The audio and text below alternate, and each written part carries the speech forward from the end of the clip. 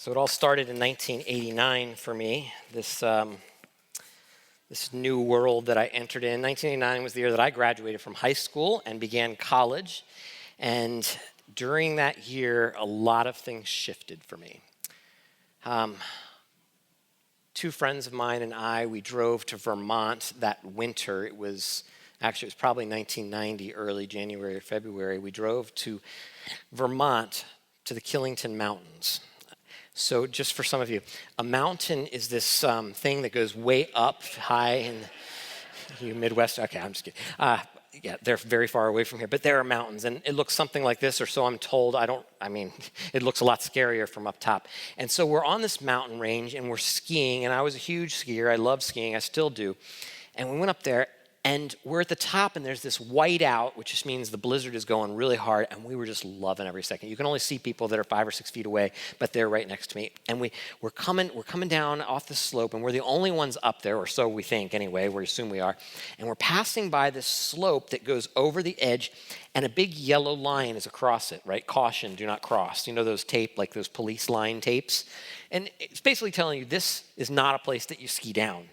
Okay, now it had a sign of it. The sign was Devil's Fiddle, okay, which already is scary enough, right? But then the line across it just made it scarier. But for me and these three guys, we just kind of looked at each other like, we're only in Vermont once, and we only live once. And so we're skiing by it, we just dropped down onto the back of our skis underneath the yellow line, and we were off. So we're going down this mountain. Now, the reason that they put these yellow lines up there is to keep you off of such mountains because they don't have snow blowers up there. This is Killington, right? There's always snow up there, but on certain slopes, you need a lot more than the regular amount of snow. You only get to go down Devil's Fiddle a couple of times a year because it's basically cliffs and trees. There's not like a slope, a big open slope. It's for the experts of the experts. Now, I'm good, but I'm not an expert of the expert, okay? And there's not enough snow. So we find that out as we're going down and we just slide. And we're on this cliff that's the size of an automobile, and it just slides because there's no snow on it. It's just a rock. And so you can't stop on a rock. And then you just drop, and you're just free fall, and you're looking down. And I'm looking across this other guy who's free falling too. We're just like this look of absolute joy, right? And hit the ground, and we roll and hit a tree, and we get up, and we're going, right? Cuts, bruises, you get down. It takes about 30 or 40 minutes to get down this slope. Sweating, it's like 13 below, and we're stripping our coats. We're like, this is so awesome. Go up the gondola, 30-minute drive up to the top, ride up to the top, and we're doing it again. 6 times we did it this day. I had to tape my fingers together. I had bruises. Some of them have still not healed. It was awesome. So awesome. And so from here on, I'm like adrenaline junkie. This is the greatest thing ever. And me and these other 2 guys, we're doing everything together. Okay, this is while I'm in college. We are looking for ways, whatever inspires us, that passion, that zeal. And so I started training because I'm going to be doing these things. I got to get ready. So Ironman competition, every morning I'm, putting on the Walkman, put the tape in there, Def Leppard, right? Put it on, get ready. Yeah. Walk this way, you and me, babe. Hey, hey. You guys don't know that song, I know. Because that's not Maranatha music. I did not listen to Maranatha music. But anyway, and I'm running, right? I'm running the 60 miles or whatever it is they're doing, 116 mile on the bikes, 4.1 mile swims, all these things. I didn't win because I'm not the craziest person out there, but it was so awesome. And we look for other thrills, anything that can just thrill us. So people talked about elevator surfing. I'm like, what the heck is elevator surfing? They're like, trust me, this is awesome. So you go into an elevator and you make sure you're at a building that has lots of elevators, at least 3 in a row, and then back to back, so there's like 6 or 4, at least 4, but you can have 6, and they're all in a very compact area, and you go into the elevator, and you hit the top like you would normally do, like anything, and then you're waiting, you make sure nobody else is on there, or you and a friend, and then you pop up, you've seen it in the movies, right? You pop up that little thing at the top of the elevator, and you get on top of the elevator, and so you're riding the elevator up on top, which is just going at normal speed, just like anything else, but the reason that you have all of them in the same area is because other ones are going up and down at the same time, and it's elevator surfing, so you're on top, and you're surfing, and you're jumping from one to the other. It's so awesome. Trust me, this is the coolest thing ever. And you can do it with trains, I found out. So you get on the train and you're just doing normal surfing, right, on top of the train. So the trains that come here, they're only going 20 miles an hour or something, right? Just simple. And so you're surfing on top of them. But the best thing is when a train is coming by the other way, and especially if they're long trains, like here, you're here for like 20 minutes waiting for the train to pass. You can go back and forth from one train to the other. They have to be within 5 feet of each other, and you jump back and forth. You guys have done this, right? Yeah, it's awesome. And so, and we did buildering. You can Google this. I know these are all real things. Buildering, they didn't have a name when I was doing it in 1990. But basically it's climbing up the sides of buildings. And I wasn't like a height freak, so I didn't go up too high. But basically it's finger hold, kind of pulling yourself up buildings, like on these little tiny pieces. And you got your toes in. And it is super, it's like this adrenaline rush when you're up 3 or 4 stories and you're doing this. And of course, the parkour, so if you've got banisters and stuff like that, you'd be able to pull them up. My sons became way better at parkour than I was at that time, but I was trying it was new. And craning is you go into construction, you basically break into a construction, you jump the fence, barbed wire and stuff like that, and then you climb the cranes. And you've seen those, have you seen those things where they take selfies of themselves up on a crane and they're like hanging from the cranes and they're like 100 feet up? This is what me and these 2 buddies did. We were so into this. Everything, like jumping out of planes and parachutes. One time somebody gave me, this is the coolest thing. This wasn't in that was actually about 8 or 9 years later when they came out with these wingsuit things. Have you ever seen those? They're really expensive, but someone let me do it with them. Oh my gosh, the adrenaline rush of all of that and the jumps out of planes in general. Oh, the coolest things ever. I climbed, this was a little bit later than college years because my wife was with me too, but we climbed Kilimanjaro. It takes 3 days to get up Kilimanjaro, and you have to have oxygen 2 days to get back down. Like, amazing. Like the power just to look out and see everything that God has done, or to have that juice is just flowing in you. And almost all of that during college with a 3.5 GPA, I might add, okay? And I was taking off every weekend to go do something like, calculus test, whatever, right? And so we were going to do it. It was so incredible. Now, I'm going to tell you all this. I tell you all that, but let me tell you this too. Almost none of that was true.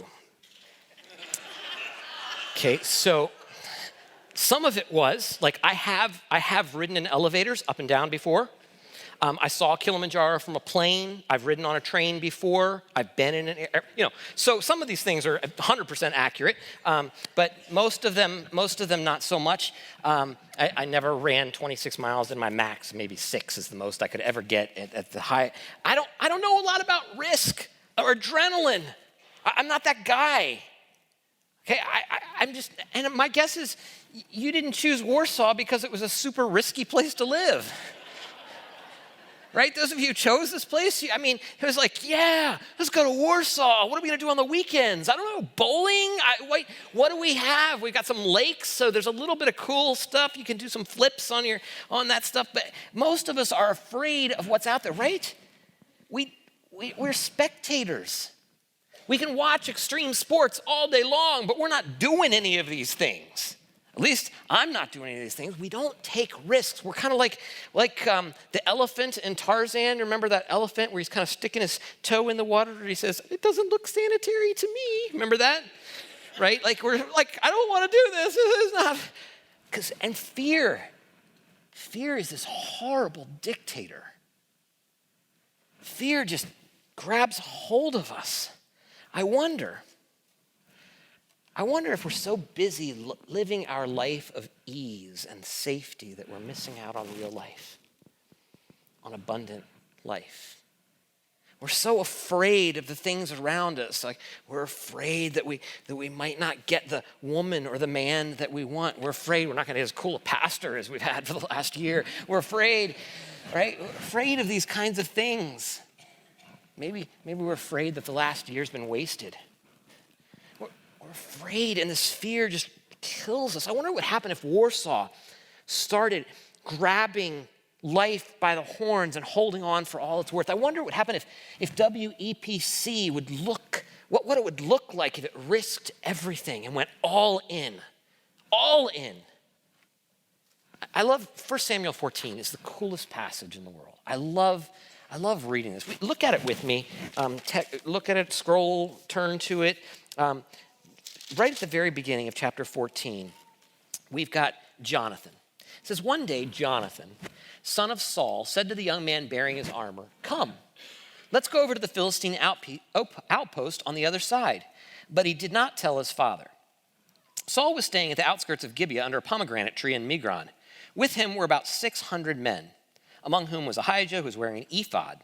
He was the son of Ichabod's brother Ahitub, son of Phinehas, son of Eli, the Lord's priest in Shiloh. No one was aware that Jonathan had left. Now, perhaps you don't know this family. You've heard of Jonathan. You've heard of Saul, right? You know who they are, but perhaps you weren't living 3,000 years ago under a monarchy, and you don't really remember what's happening. Saul is a pretty famous guy at this point. He had proven himself in battle. And now we find that he's got 600 warriors. The Philistines are enraged. They're in a battle. They're in a war. But where is Saul?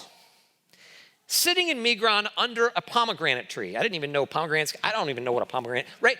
But he's sitting under a pomegranate tree with his 600 warriors. Now that might not be a bad thing. Like sometimes we need a rest. We need a time out. But the way this author is telling you this is that Jonathan is on his way to do battle. Saul, the super warrior, is sitting under a pomegranate tree. Right? He's trying to give you this diversity here. They're not the same kind of person here. So he's heading over there, and no one had known that Jonathan was left. Now, this is a political treatise about Jonathan and against the Saulide dynasty. Okay, we know this because Samuel Kings is telling you the story before the monarchy, and Chronicles is telling you it after the exile, and they're trying to do different things. They're trying to tell who is the better king. And whoever is writing this particular story is in favor of David.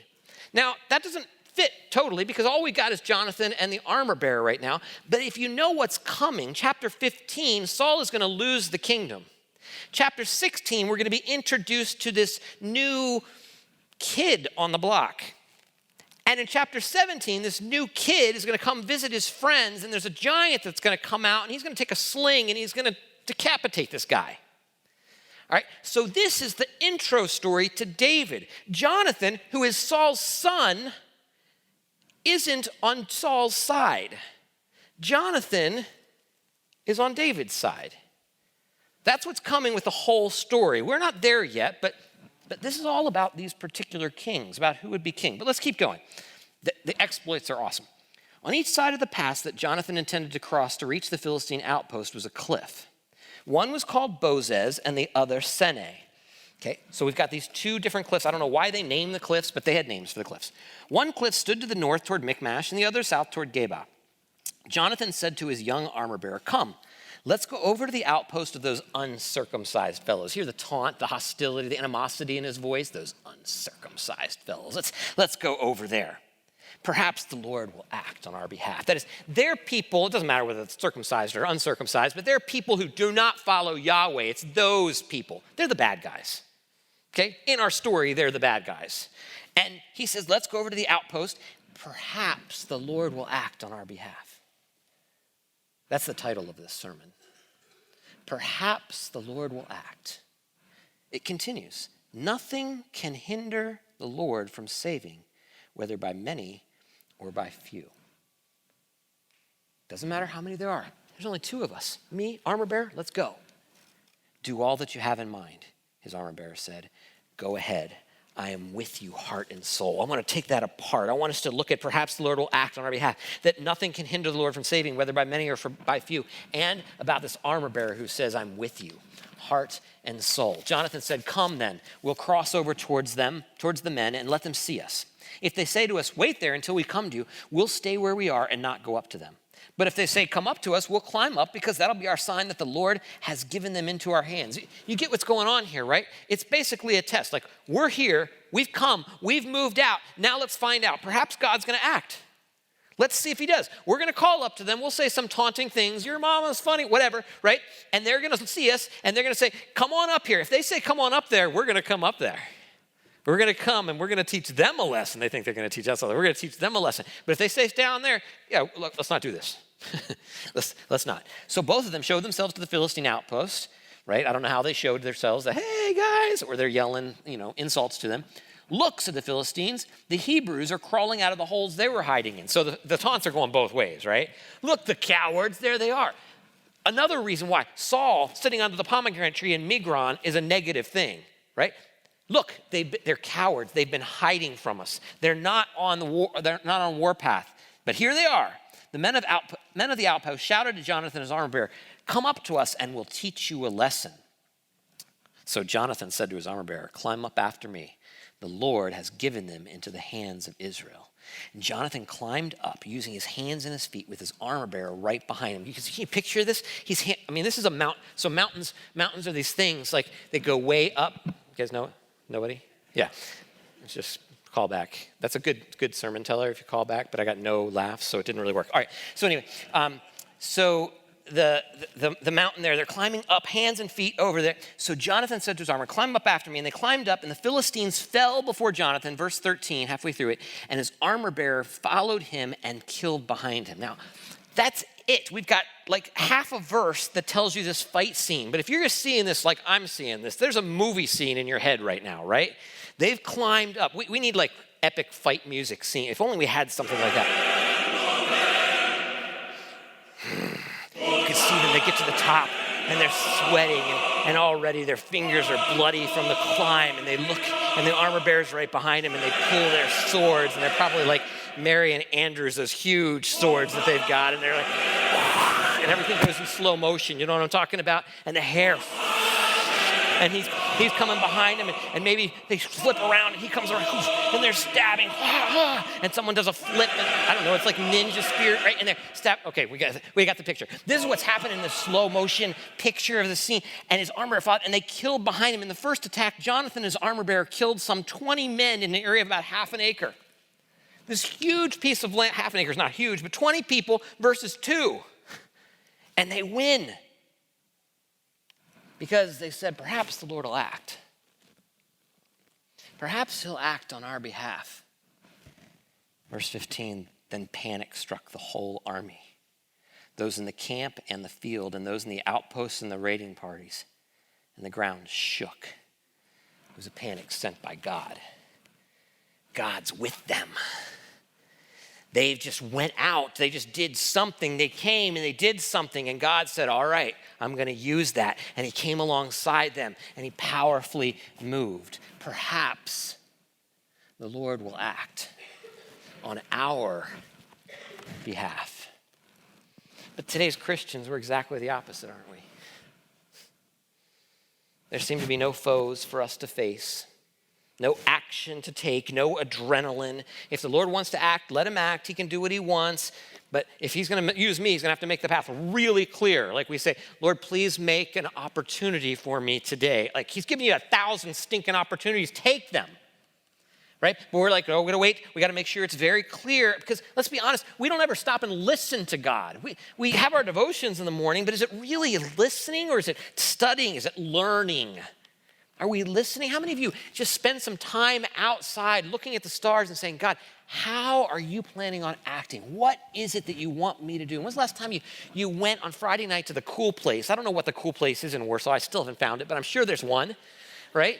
Where the kids are all hanging out and you watch the people and you said, how are you going to act? Are you going to act on our behalf, on the kingdom's behalf? Is the kingdom going to come through works from my works in this world? I'm going to do something. What risks can I take, Lord? Can I go out of my comfort zone?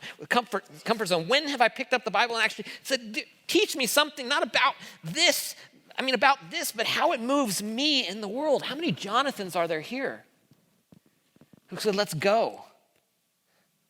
Says perhaps the Lord will act on our behalf. And I don't know, maybe he won't. Maybe he's not going to do what we think he's going to do. But maybe we should just do something and let him come alongside. I've spent a year here, and I hope for half of that year I've been trying, even in Sunday school, to try to help us to be curious and to think outside the box. And I hope this church continues to be a thinking church, engrossed in Scripture. But I also hope we are a moving church. A church that doesn't have to have all the right answers to everything, who just goes out with a heart for God and a heart for people, and we try as hard as we can, and we don't care if we get it right. We fail a lot. And we try to get it right, but we just want to move. I used to coach a soccer team for 6th and 7th graders when Caden was out there, and my one plea to them from the sideline, like on my knees, just shoot the soccer ball. Just shoot, please, because there's just a whole lot of running around and no, it's like right there. We're all waiting for the perfect shot. And oh my goodness, I played soccer all my life. I love it. It's just sitting there and there's a goal and the goalie's over there and you see him running in slow motion. You're just like, oh my gosh, that doesn't happen. You just got to shoot, right? Shoot 9 or 10 times. You're only going to make it once, but if you don't shoot, you're never going to make it. Just shoot it and it'll look sloppy. You'll be like, oh, it doesn't line up just right. And so you kick it and it just kind of rolls. And the goalie kind of picks it up and looks at you like, that was pitiful. Yeah, that's okay. I tried. Next time it might go in. We're failing, but we're doing things. We got a game plan, experiment more, fail more, invest in things that seem crazy, not just oil or single stock futures, but invest in loving people more and spend time over at the nursing home or the full care facility. Go see John Eaton and pray with him and love with him and invest in him, and in the jail with Kairos Ministries and invest in the ministries that WEPC supports. But you might have something on your heart. God's put something there. Grab a hold of that. Do something with it. Grab an armor bearer and go for it. A backyard Bible club, how easy is that? Bake some brownies, put a blanket out on your block, tack up a thing on a telephone pole or somewhere around, a mailbox, let people know that you're doing this, and then break out the Bible, read a little story, and play kickball with the kids. Invest in them. Maybe they'll see Jesus in you. I know Andrew and I, we've been talking a lot about joy to the city. What are we going to do to bring joy to the city? That's going to be this 2020, 2021, I hope. Like we're investing and changing and doing things. Maybe the poor will be raised up because of the generosity of the wealthy. I don't know what that looks like, but maybe it's time to make a plan for what that can look like. I know Stacy Miller has this plan to bring the churches together and to unify us in some way so we're all inspired together and moving towards the same goal. Perhaps the Lord will act on her behalf, on our behalf, on this church's behalf. Shadrach, Meshach, and Abednego, right as they're going into the fire, they say to the king, God has the power to save us, but we don't know if he will. But even if he doesn't, right? We're in. We're going for it. We're not going to sit silently. We don't know whether God is going to save us or not. My son, Caden, when he turned 18, finally, you have to be 18 to do this. And those of you who are super, super, super conservative right now, just do la, la, la, la, la, la, la, la for a moment. He got a tattoo. And my whole family is planning on doing that, by the way, because I have nothing to lose, I'll just tell you. And so we're doing it, and he got it right here, and it says, even if, ... even if, right? Even if God doesn't come through, he doesn't do what I'm thinking he's going to do, I'm in. I'm going for it. He got it in my wife's handwriting, so it makes me cry even still. Riston just turned 18. He's planning on doing the same thing. Even if. If God, we want God to do, and that's what they're saying. That's what Shadrach, Meshach, and Abednego say. That's what Esther says as she approaches the king, basically. I don't know. He may lower the scepter. I might be destroyed. Even if he does that, I'm in. Perhaps the Lord will act on our behalf. Joab and Abishai, same thing in 2 Samuel 10. He says, be of good courage and let us be courageous for our people and for the cities of our God. And may the Lord do what seems good to him. We're going to be courageous. We're going to do it. Let God do what he's going to do. That's basically saying perhaps the Lord will act. Maybe he'll do something. I don't know what actions God blesses. I don't know. I mean, I know some of them. He makes them very clear, but I don't know what's next for me or next for you. I don't know what he's going to run away with and take hold. I don't know what the will of God is. Isn't that part of our problem? We're waiting to know what the will of God is. And we're just struggling, and I get this. I'm struggling with this all the time. I ask this question, what do you want me to do? What do you want me to do now? What are we supposed to do? And here's Luther's answer. I love this. I can't find it, but maybe it's legend. I don't know. He says this, if you want to know the will of God, love God and do whatever the blank you want. So I'm a good Baptist boy. I can't fill in the blank, but you Presbyterians might be able to. Okay? Love God and do whatever you want. If you're loving God with all your heart, your soul, your strength, and your mind, you're totally focused on him and his kingdom, you can't go wrong. It might fall flat. He might not boost you up and give you everything that you're hoping for, but maybe he will. But either way, moving does something. Take a chance. Yes, get advice from elders and friends and maybe from children and parents and spouses and everyone, but don't just stand there. Do something. And I get it that it's scary. I mean, I took a chance. I walked out in faith. I was comfortable where I was. I had a career job. It paid me plenty of money. My kids could go to college. I was taken care of. And I thought, I got to take a chance. I got to risk. And you know what? It bombed. I took a chance. This was going to be my end place. And it bombed. God said, nope, that's not what I got for you. I got you there for a year, but I got something else for you. I assume now I'm taking another chance. I'm like, okay, I'm going to take a risk. I don't know what to go next. I'm going to go to Dallas. I'm going to go there. I don't have a job. I don't have a plan. I don't have an apartment. I'm leaving in a couple of weeks. I'm Indiana Jones, right? I'm just walking. You guys know the third movie where he does that? Yeah, okay. All right, so I'm just going to try this. Perhaps the Lord will act on our behalf. Perhaps he's going to do something amazing if I just jump into the game and don't sit on the sidelines and spectate. That family who desperately needs a place to live, you have a room. What are you afraid of? Take them in. That prisoner who just needs a consistent friend to visit, you think, oh, well, I visited, I've done my job. Go care for them weekly. What are we risking? Instead of taking my kids on vacations, we took them to Kenya and to China and to Trinidad. Like in China, we were watched everywhere we went. I was teaching at Beida at the Peking University. It's the big university there. They had people on me in the classes watching, making sure that I didn't say the wrong thing. There's a chance you never make it back from that kinds of stuff. I was like, let's do this. Let's risk everything. It's a month out of our life. Let's go for it. We took in a Kenyan family for several months. My wife almost died during that time. Like, oh my goodness, there's so many people in this house and they're so different than us. And we took in foster kids. Instead of buying a new TV, we thought, let's give our money that way. We took a homeless man into our house who'd just come out of prison because why not? God gave us something. My family, we barely take any risks. Some of those might sound like big risks. They're not. They weren't huge risks for us. We'd be fine. What's next? What's going to cause me and my family to sacrifice, to risk everything for the kingdom? I mean, what's happened to me now, maybe this is what's next. Maybe you're going to get involved in the equatorial jungles like Nate Saint and Jim Elliott, and maybe you'll be martyred for your faith. Maybe it's that extreme. Maybe you're just going to speak the truth here in Warsaw to power, which might make your job suffer a little bit more. Maybe you're gonna risk it and do foster care. These orphans that need help, orphans and widows, James says, is what true religion is. Maybe you're gonna do that. Maybe you're gonna adopt. Maybe you're gonna sit at that lunch table with that person who doesn't fit in. That was a New Year's resolution for me and all of my children. We said, this year we're gonna make sure that we go out of our way to befriend people who are not normal friends of us, that don't fit into our little normal. Something that's different.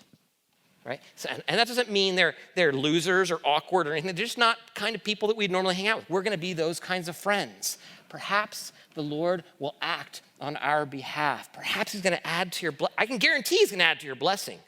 That's not even a perhaps. I know he will, but perhaps he's going to do something even bigger than you can imagine. He'll change someone's life. He'll plant a seed of life in someone, and someone else will come along and water it. Someone else will see the increase of all that, and they'll become big in their community or in their church, and they're going to make a huge difference. Like I can't go into more examples. I got to stay on script. This is already going to be way too long. I'm like almost halfway done, so don't worry. Right? And I don't mean you're just saving someone, right? Because you don't get to choose who's saved. The Holy Spirit does that. But we can show them a beautiful Jesus in everything we're doing. We can risk everything. We got 500 people here. You might not recognize that because you only see 150 or so, but there's 500 people in this church. But there's 15,000 in the city? And on the outskirts, even thousands more right outside of the city? There's a huge amount of people. How are we going to do anything? That's why I love that other verse, that ending of that verse. Perhaps the Lord will act on our behalf. And then the second part, nothing can hinder the Lord from saving, whether by many or by few. I want us to jump together and to lock arms together as a church because I think we're going to have a whole lot more fun teaming up and doing this. But feel free to go out with just an armor bearer, somebody else who's excited along with you, and who will do the work, who's involved. In fact, let me add this. Feel free to just go out with a Jonathan. That is, some of you aren't Jonathans. Some of you aren't those kingly figures. Some of you are just the people who support them. That's awesome. Some of us who want to be Jonathans, we absolutely have to have somebody alongside us. We got to have somebody behind us, back, who knows the moves, that when I flip around this way, they're going to go the other way. That they're fighting right beside us, that they're praying for us. Maybe I'm not super extrovert. I'm not going to knock on anybody's door. Maybe I'm going to be the armor bearer. Someone else is going to knock on the door. I'm going to stand right beside them, a little bit behind them. I'm going to be just tugging on their shirt and reminding them that I'm praying for them right now, because I don't have a whole lot more power. I'm not a good communicator. I don't know what else, right? But I'm going to do something. Getting out of our comfort zone. John Muir. You guys know John Muir? I love this guy. I want to be him. I want to be the guy who tags along with him, the guy who kayaks through glaciers and rides avalanches and chases bears and climbs mountains. You know the type of person, even if you don't know who he is. One day he says in his book that he was staying at a friend's house in the Yosemite Valley. And this storm came along, sheets of rain, huge winds, like knock your house down kinds of wind. And most people would just like huddle up in their house, get that fire going, right? And you just hunker down in there. He says, not him at all. He looks at it, he says, yeah, some of the younger trees are bowing down. He said, as if in worship, they're almost touching the ground, some of these. And he says, he rushed out. I lost no time in pushing out into the woods to enjoy it, for on such occasions, nature has something rare to show us, and the danger to life and limb is hardly greater than one would experience crouching beneath a roof. He climbed up on this mountain ridge. He found the biggest Douglas fir he could find, because he figured that's weathered the most amount of storms. And he climbs it to the top, and he's holding on to the top of this thing, and it's just swaying in the winds. He said it's a 20 to 30 degree arc, and the rain is beating down in the wind, and he's just soaking it in. Just enjoying the presence, this power, the sight and the sound. Never, he says, did these noble woods appear so fresh, so joyous, so immortal. Eugene Peterson says of John Muir, he says he stands as an icon of spiritual reality, a standing rebuke on being a mere spectator on life. I feel sometimes like I'm just a spectator. I'm just watching God do stuff, and I'm not in the game. And for a lot of us, life is like that. We have a pretty routine life. We pretty much stick to that routine. We don't invest in oil. Risk is too high. We don't have more than 2 children because, well, it's already hard enough. And we don't use our Fridays for ministry and in the harder parts of town because we're just busy and it's dirty there. And there's, I don't know, AIDS-infected needles or whatever things we put into our heads to keep us from doing this. We don't take vacations to Somalia or Pakistan, do we? Because they're dangerous. We don't want to do those kinds of things. And we deserve our vacations, and we don't tithe because we barely make enough money now. If God wants to give us extra money, then that's great. We'll give that. But no, we never give it. We don't risk. We don't call people to account because they might not like us. All these things, we need to take risks to do what God says. We just watch. John Muir says, wild is superior. I don't know if he's right, but some of you, maybe some of us, we need to find our wild side. We need to take more risks. We need to jump from the top. We need to close our eyes and fall backwards and trust that God has got us. I would hate for you to be 80 years old and sitting up on this pew with your hands in your face, just buried into your hands, crying out that you've wasted your life. It's John Piper's book, Don't Waste Your Life. He has that picture, and it just grabbed hold of me all my life that we've wasted it. I want a church full of people spent for a glorious cause, loving God with all our heart, soul, strength, and mind, loving our neighbor as ourselves. To do that right requires risk. It requires it. I don't want to go out with a heart attack at age 85, picking up shells on a beach, sailing on the bay, watching The Price is Right. Especially not The Price is Right.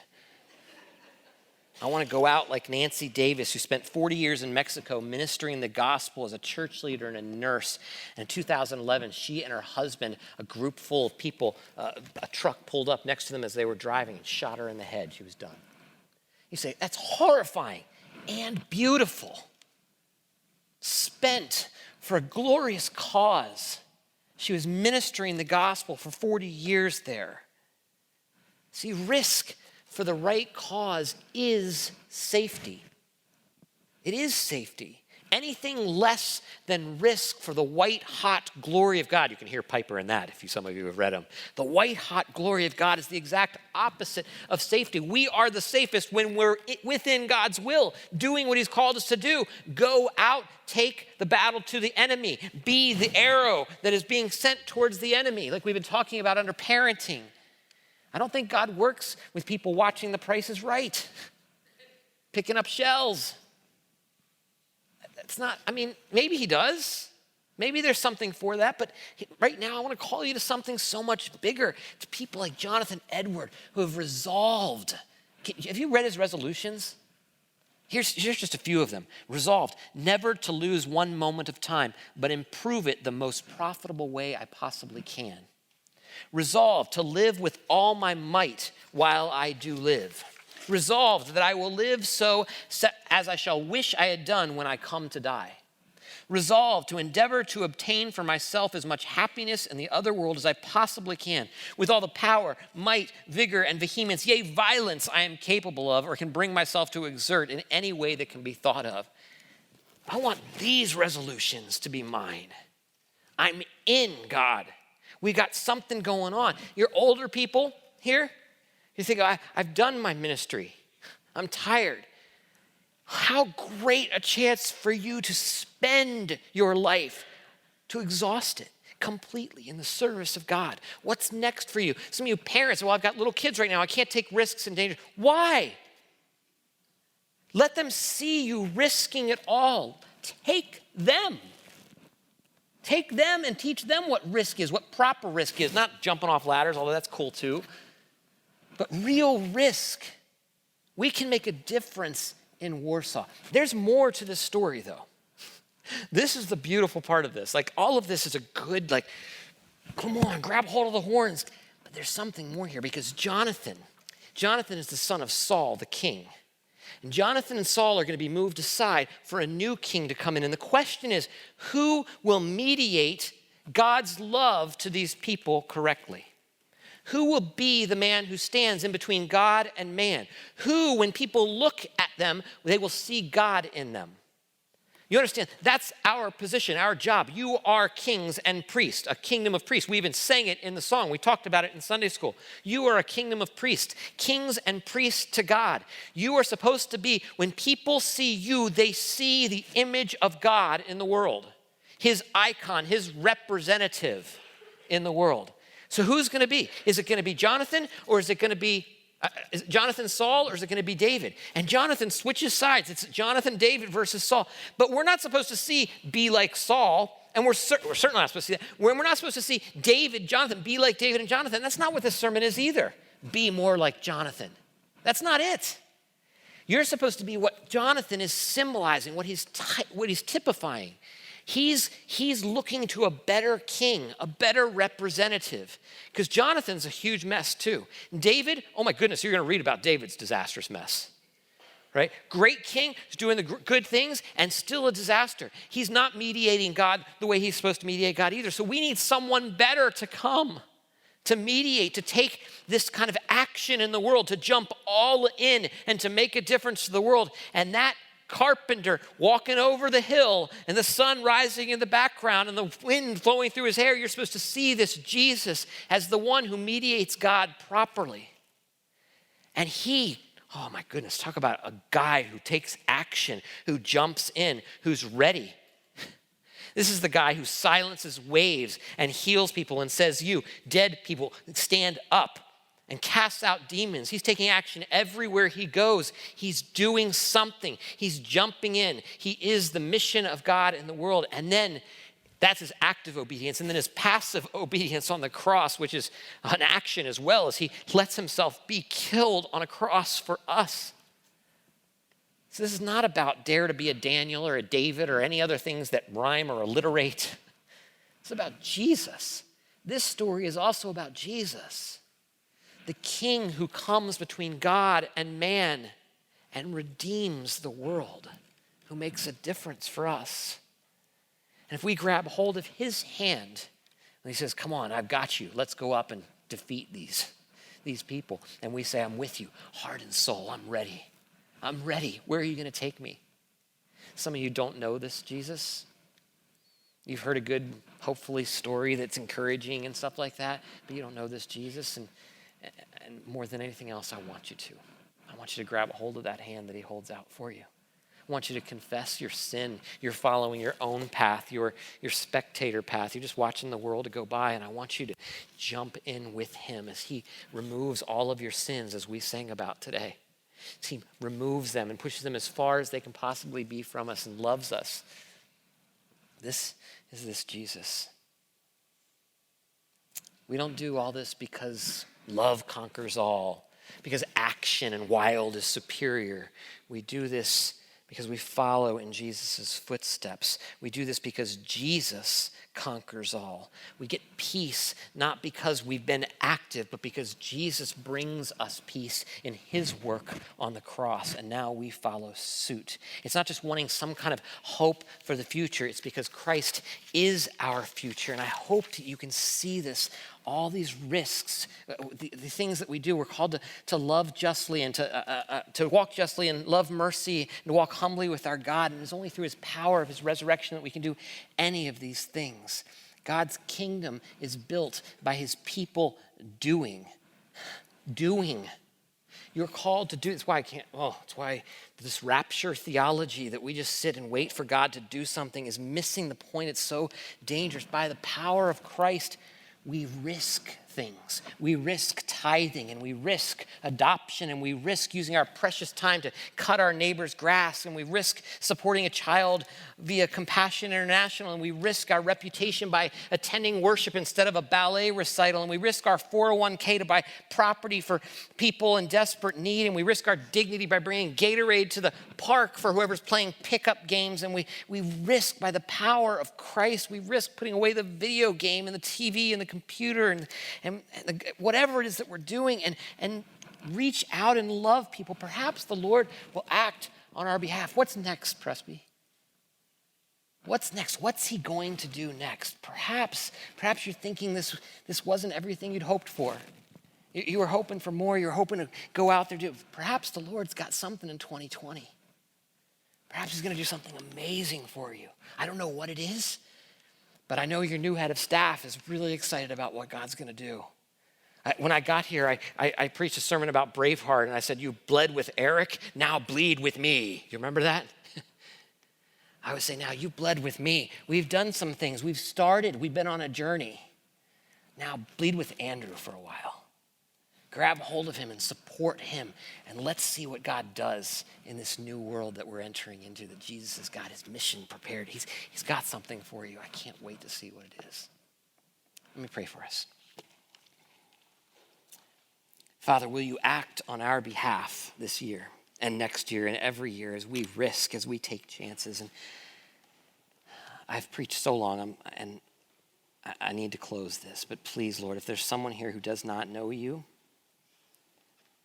would you grab hold of them today, that they would grab hold of your hand, they would give up their own path and follow after you. Lord, for this congregation, I pray a special blessing that you would use them mightily in Warsaw and beyond, that they would be planting churches, planting little kingdoms. They would grab hold of heaven and bring it to earth so that the world might see the beauty of Christ. We ask all this in Jesus' name. Amen.